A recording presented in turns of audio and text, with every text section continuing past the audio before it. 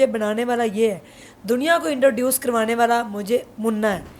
किसी को क्या पता था कि मैं अनपढ़ थी, मेरे इसके पापा ने मुझे छोड़ा, बाद में मैंने स्टडी की। सबसे पहले तो मैं चाहती हूँ कि ये अच्छा इंसान बने, ताकि लोग ये ना कहें ये वही है जिसका बाप छोड़ के चला गया था, कि कल को लोग ये ना देखें, ये ना कहें कि वो देखें स्ट्रॉन्ग उज़मा का बेटा जा रहे, लोग मुझे कहें मुन्ने की अम्मा जा रही है। अस्सलाम वालेकुम, मैं हूँ फ़राह इकरार, उसी दुआ और उम्मीद के साथ कि आप सब जहाँ कहीं हो बिल्कुल खैर खैरियत से हो, अपने घर वालों के साथ, प्यारों के साथ खुशबाश अंदाज में ज़िंदगी गुजार रहे हो। उज़मा मेरे साथ हैं और आप बखूबी जानते हैं कि स्ट्रॉन्ग उज़मा है। उसके पीछे एक बहुत लंबी कहानी है जो हम किस्तों में आप तक पहुँचा रहे हैं और इनकी पूरी फैमिली से भी मिलवा रहे हैं, क्योंकि ये बड़ी अमेजिंग फैमिली है। इस वक्त मुन्ना हमारे साथ है, ये उज़मा का सबसे बड़ा बेटा है। इसका असल नाम मुन्ना नहीं नोमान है। और जब उज़मा ने मुझे कहा ना आए मुन्ने से मिले, मुन्ना जब खड़ा हुआ, माशाल्लाह मुन्ने की इतनी लंबी हाइट है, मैं सर पे प्यार देने के लिए मुझे ऊपर खड़े होना पड़ा। माशाल्लाह इतना बड़ा हो गया है। तो आज हम आपकी मुलाकात पहले नोमान से कराते हैं, फिर हम उज़मा से बातें करेंगे। नोमान कैसे हो बच्चे? शुक्र अल्लाह का, आप सुनाएं। बिल्कुल ठीक। अब कितने साल के हो गए हो? मैं अभी 16.5 साल का 16.5 साल के। अभी तो और लंबे हो जाओगे तुम। हूँ। इंशाल्लाह जितना हो सकते हैं तब उतना हो जाएंगे। अच्छा मुझे ये बताओ, उज़मा ने बताया कि मेरे बेटे ने मुझे ये कहा कि यूट्यूब चैनल बनाएं, तो ये कैसे आइडिया आया था, कैसे ख्याल आया कि ये काम किया जा सकता है?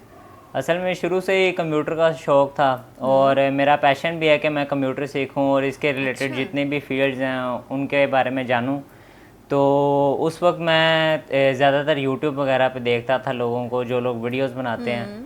तो मेरा ऐसा कोई प्लान नहीं था कि हम लोग बनाएंगे चैनल, बस ऐसा मैंने अपना सोचा था कि यार यूट्यूब एक अच्छा प्लेटफॉर्म है, यहाँ पे मुझे चैनल बनाना चाहिए।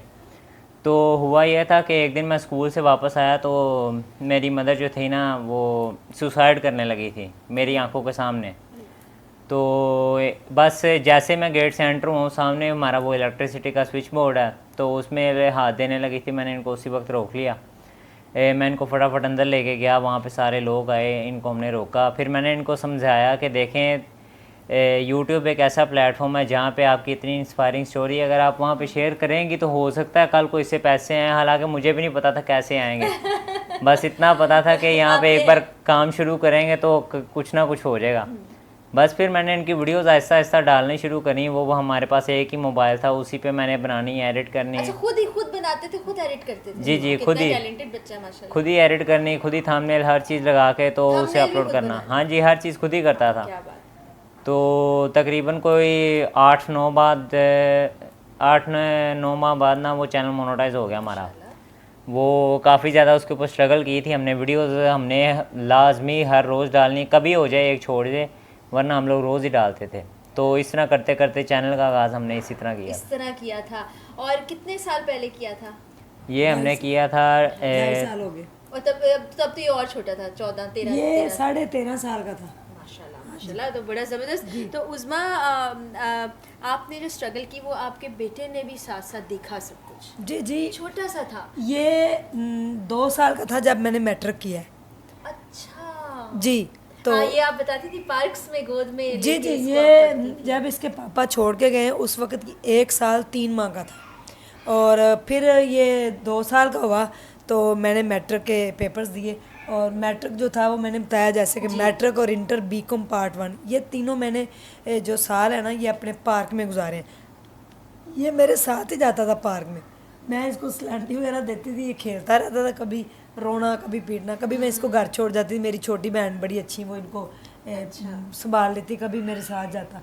तो सारी चीज़ें इसने मेरी देखी हैं शुरू से, यानी कि जो मेरे अंदर चीज़ें थी वो सारी इसके अंदर इंसर्ट हो गई। इसने देखा मेरी मामा को एहसास करने वाला है, यानी कि इसके अंदर एहसास बहुत है।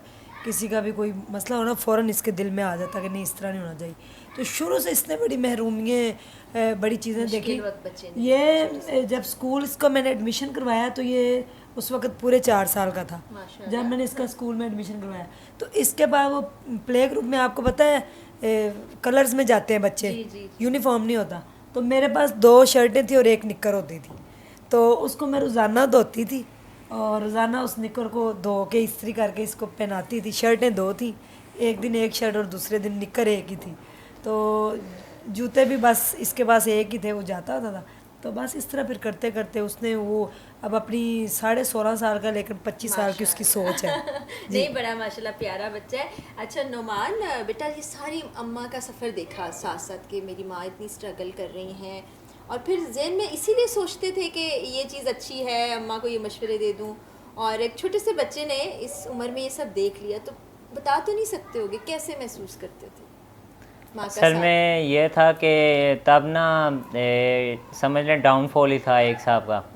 हर फैमिली पे कभी ना कभी डाउनफॉल आता है, और तब हमारा डाउनफॉल था काफ़ी ज़्यादा। तो तब ये स्टडी भी कर रही थी, बिल्कुल। तो उसके बाद ना हमारे पास ही ज़्यादातर तो इन्होंने स्कॉलरशिप पे ही पढ़ा है। काफ़ी इंटेलिजेंट है मेरी मामा, तो स्कॉलरशिप पे पढ़ा है। लेकिन बाकी जो घर के वसाइल और बाकी सारे जो अखराजात होते हैं, इनको सबको मैनेज कर पाना तब बहुत ज़्यादा मुश्किल था। तो तब यही था कि कोई ना कोई ऐसी चीज़ होनी चाहिए, कोई ऐसा अर्निंग प्लेटफॉर्म जहाँ पे हम लोग किसी ना किसी तरीके से अर्निंग शुरू करें।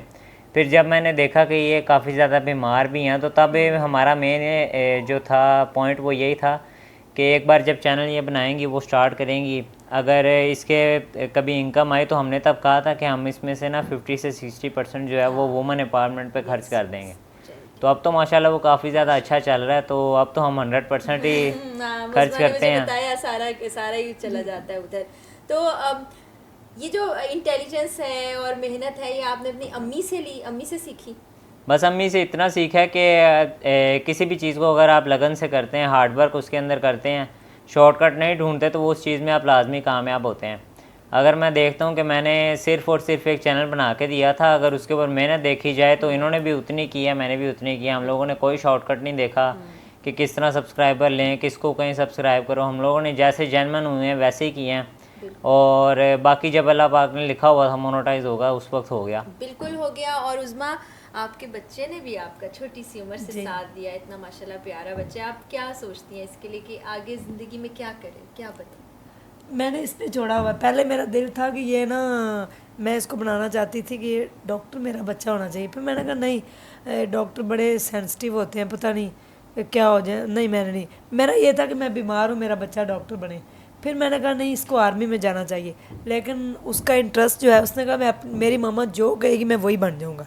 यानी कि मेरा जो भी होगा ना पैशन, मैं उसको नहीं देखूँगा, मैं अपनी मामा को देखूँगा। तो फिर मैंने, अब इसने मैट्रिक किया है, माशाल्लाह इसके अच्छे मार्क्स आए हैं, तो अब इसका फर्स्ट ईयर में मैंने एडमिशन भी करवाया। मैंने कहा जो आपका दिल करता है आप वही बने। सबसे पहले तो मैं चाहती हूँ कि ये अच्छा इंसान बने, ताकि लोग ये ना कहें ये वही है जिसका बाप छोड़ के चला गया था। तो ये अपने बाप का जो है ना, जो उसने वो ख्वाहिश, वो उसकी कमी तो मैं पूरी नहीं इसकी ज़िंदगी में कर सकी, वो कोई भी नहीं कर सकता। जब एक लॉस हो जाता है ना मदर और फादर का, तो उसको दुनिया की सारी ताकतें मिलके भी पूरा नहीं कर सकती। वो आप बखूबी जानते हैं, कोई नहीं कर सकता। वो खला तो मैं इसका पूरा नहीं कर सकी, लेकिन मैं ये चाहती हूँ कि कल को लोग ये ना देखें, ये ना कहें कि वो देखें स्ट्रॉन्ग उज़मा का बेटा जा रहे, लोग मुझे कहें मुन्ने की अम्मा जा रही है इंशाल्लाह। और ये बच्चा इतना है इंटेलिजेंट कि ये अपना नाम पैदा करेगा। तो नोमान, फिर क्या सोचा? उज़मा ने तो आप पर छोड़ दिया कि क्या बनना है?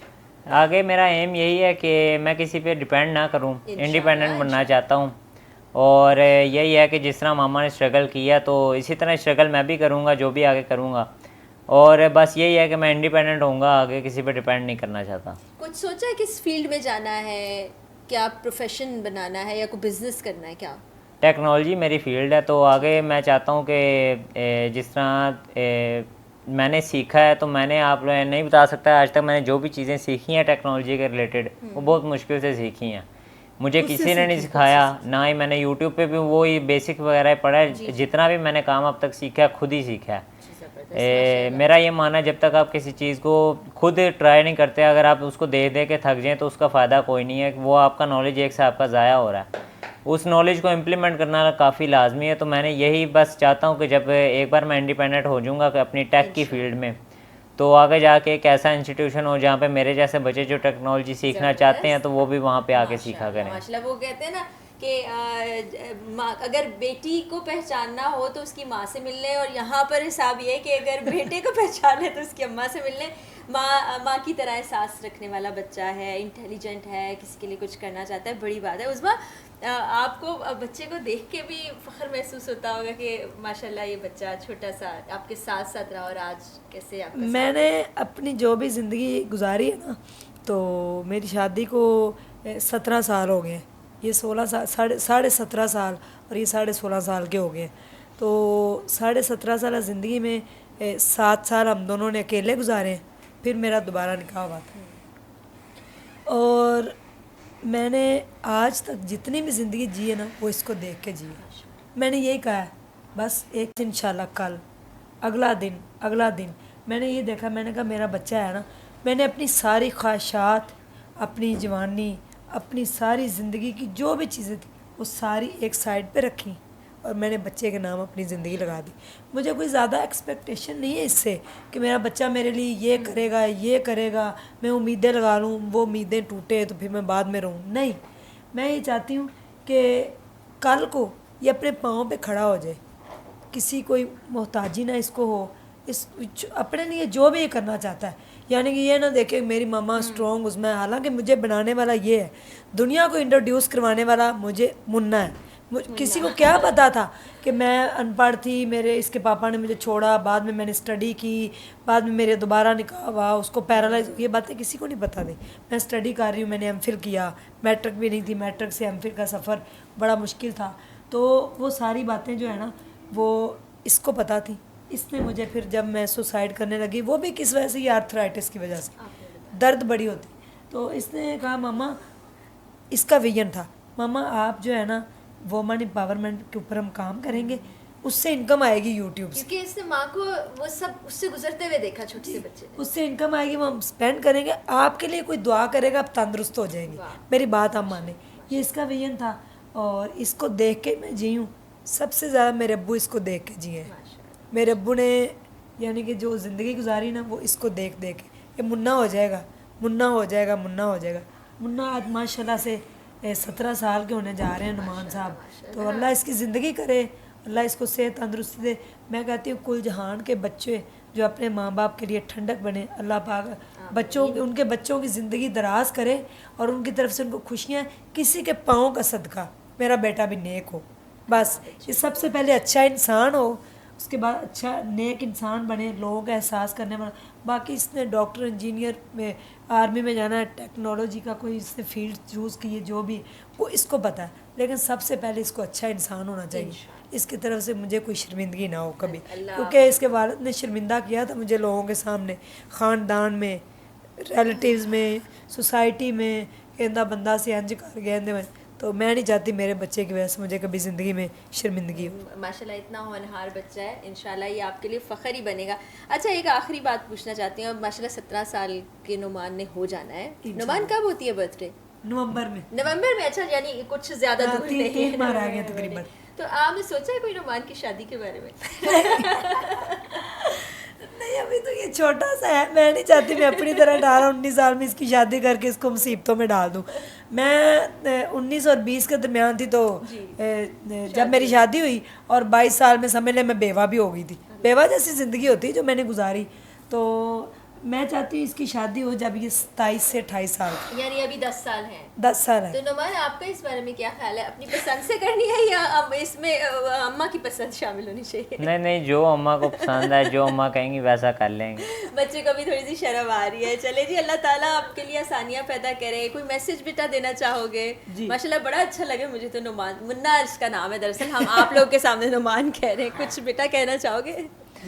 मेरा बस यही मैसेज है तमाम यूथ को जो मुझे इस टाइम देख रही है, कि अगर आपने कुछ भी करना है तो मेरे ख्याल से अगर आप अकेले उस काम में जाएं तो आपके लिए नुकसान बन सकती है।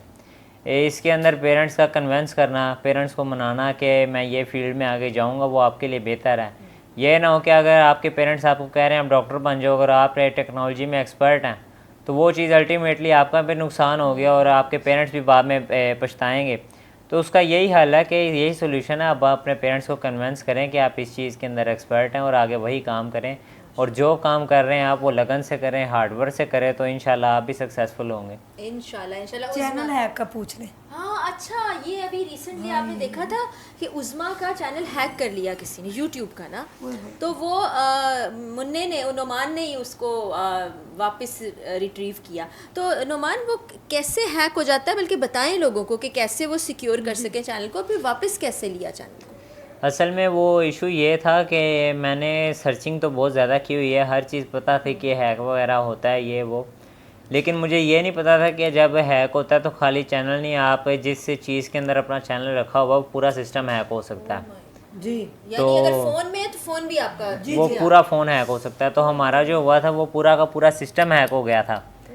तो वो अल्टीमेटली उसने 5 से 6 टाइम्स हैक किया था। जब उसने लास्ट टाइम हैक किया ये रिसेंटली, तो वो 6वीं 7वीं बार था, और तब जो हैक हुआ था वो मुकम्मल ले चुका था चैनल, सिस्टम और चैनल पूरा? सिस्टम चैनल दोनों, हर चीज़ ले चुका था। तो बस मैंने वही लीगल तरीका जो यूट्यूब का होता है उसी को अपनाया, फॉर्म वगैरह सबमिट किए और फिर बात वगैरह हुई, तो वो काफ़ी ज़्यादा मुश्किल से रिकवर किया। इसका यही हल है कि आप अपने कंप्यूटर में कोई ऐसी चीज़ कि आप कोई ऐसे वायरसेस इंस्टॉल ना करें जिसकी वजह से आपको लगे कि आपका कंप्यूटर का एक्सेस उस चीज़ के पास जा सकता है। बिल्कुल, यानी जो आपके पास ईमेल्स आती हैं, जो इस तरह की अननोन चीज़ें आती हैं, उसको मत खोलें। हाँ जी, बिल्कुल। तो इसके ये बारे देखिए में टिप ये- भी दे दिया हाँ, है। इसके बारे में ये भी बताएं कि जब चैनल हमारा हैक हुआ है ना, तो 6 बार हुआ।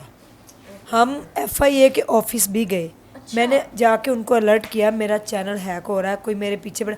13 जून से लेकर 17 जुलाई को उसने मुकम्मल हैक किया 6 बार, और जब छठी बार किया है तो उसने अपना कंटेंट भी अपलोड कर दिया था। अच्छा, हाँ जी, वो इनसे पूछे हैं, वो तो बड़ा, मैं देख के पूरी रात मैं और मेरा बेटा रोते रहे बैठ के कि हम क्या करें। सुबह 5:30 बजे 5 वीडियो अपलोड की, हर 5 मिनट के यानी कि डिस्टेंस से, और पूछे और मैंने वो क्या था, कंटेंट क्या लगा रहा था? असल में वो अकेला बंदा नहीं है, वो तकरीबन कोई 7-8 बंदों की टीम है पूरी, और उन्होंने इस टाइम एशिया को कैप्चर किया हुआ। वहाँ पे जितने भी वेरीफाइड चैनल्स हैं जिनके साथ वेरिफिकेशन टिक लग जाता है, सही। वो उन चैनल्स पे अटैक करते हैं, उनके सिस्टम को हैक करते हैं, पूरे के पूरे सिस्टम को।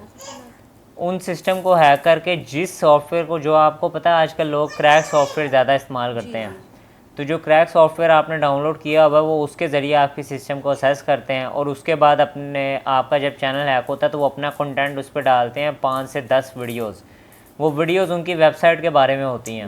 अच्छा, तो जो उसको डाउनलोड करेगा। उनके डिस्क्रिप्शन में उसने सॉफ्टवेयर का लिंक दिया होता है, जो रैंडम बंदा आके उसका डाउनलोड कर लेगा, उसका भी ये सिस्टम, उसका भी सिस्टम है। उसका भी सिस्टम हैक हो सकता है। वो तो आप लोग भी हैकर से खबरदार रहे हैं। नोमान ने आपको बता दिया कि किस तरीके से वो काम करते हैं, और आप लोग ज़रा सिक्योरिटी का ख्याल भी रखें, ये भी बड़ी ज़रूरी चीज़, क्योंकि बड़ा अकाउंट है। तो आप पे तो फिर क़यामत टूटी होगी जब? क़यामत क्या टूटी, 6 दफ़ा हुआ। जब छठी बार हुआ है तो उस वक़्त से मेरी ना फिर दिमाग पे अटैक हुआ, मुझे मेरी नज़र उस वक़्त वीक हो गई और मुझे लास्ट नंबर की ऐनक लगी है, लास्ट से भी लास्ट, यानी कि मेरी लेफ़्ट आई बिल्कुल ख़त्म हो गई उसी वक्त जब उसने वीडियो अपलोड की है ना।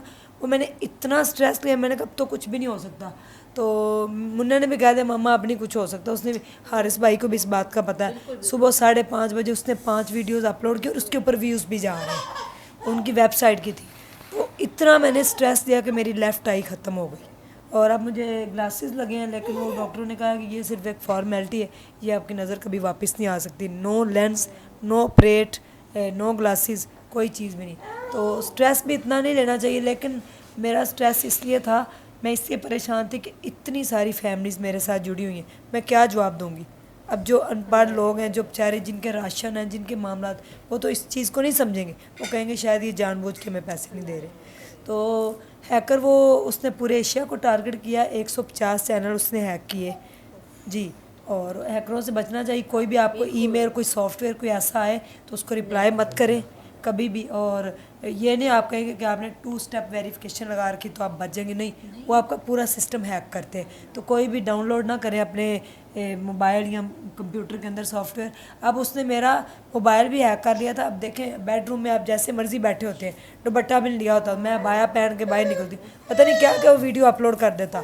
तो हमारे इदारे कुछ भी नहीं करते, FIA वालों ने कुछ नहीं आज तक किया, कंटेंट भी अपलोड हो गया सब कुछ, लेकिन ये मुन्ने ने बेचारे ने इसकी ये थी सर्चिंग इतनी किसने जो है ना वो माशाल्लाह। अल्लाह ताला नुमान आपको बेटा बहुत तरक्की दे, अल्लाह ताला उज़्मा के लिए बहुत आसानियाँ करे। और आप तमाम देखने वालों को एक दफ़ा फिर ये मैसेज देना चाहूँगी कि उज़्मा चैरिटी के बहुत काम कर रही हैं जी, जी। और इनकी इनकम का ज़रिया यूट्यूब ही है। तो जितने लोग इनके साथ जुड़ना चाहते हैं, छोटी नेकी बड़ी नेकी नहीं होती, नेकी नेकी होती है, तो इनके साथ जुड़ जाएँ। खासतौर पे मैं ओवरसीज़ पाकिस्तानियों से कहना चाहूँगी, वो सोचते रहते हैं ना हम क्या करें, जी, तो जी। उस्मा को इस मामले में बड़ी सपोर्ट चाहिए और आप सब ने मिलके करना है और इंशाल्लाह बहुत ज़बरदस्त। इंशाल्लाह। थैंक यू उस्मा, बहुत शुक्रिया। इंस्पायरिंग लेडी हैं, आयरन लेडी हैं, इनके लिए कोई खिताब मुझे मिलता नहीं क्या इनको कहा जाए, लेकिन बहुत दुआएं हैं आप तमाम लोगों की भी, और हम सब ने मिलके ना उस्मा का साथ देना है ताकि और लोगों की ज़िंदगियाँ भी बदल सकें। इंशाल्लाह।